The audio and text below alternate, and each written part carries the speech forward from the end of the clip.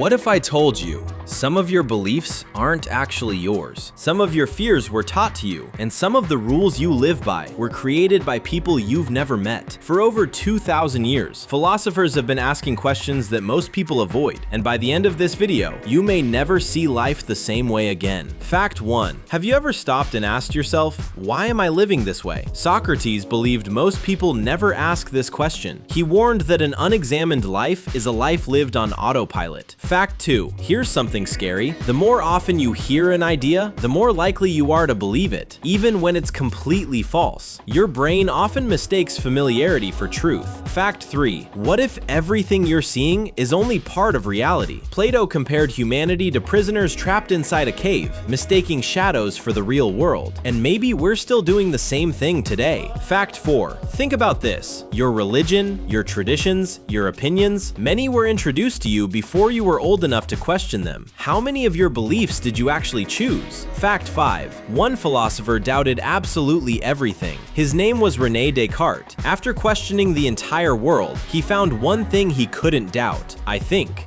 therefore I exist. Fact 6. Most people spend their lives chasing happiness, but philosophers discovered something interesting. Pleasure fades, purpose lasts. Fact 7. Imagine two people facing the exact same problem. One falls apart, the other grows stronger. The Stoics believed the difference isn't the event, it's the interpretation. Fact 8. You can't control everything that happens, but you can control how you respond, and that changes everything. Fact 9. Ever wondered why arguments never end? Often it's because people use the same words but mean completely different things. Fact 10. Epictetus taught, the moment you stop trying to control everything, you become much freer. But philosophy gets even deeper, because next comes one of the strangest ideas ever discussed. Fact 11. Why are humans so afraid of death? Epictetus had an unusual answer. Before you were born, you didn't exist, and it never bothered you. Fact 12. The smartest people often say, I don't know, because the more knowledge you gain, the more you realize how much remains unknown. Fact 13. Certainty feels comfortable, but it can also become a prison.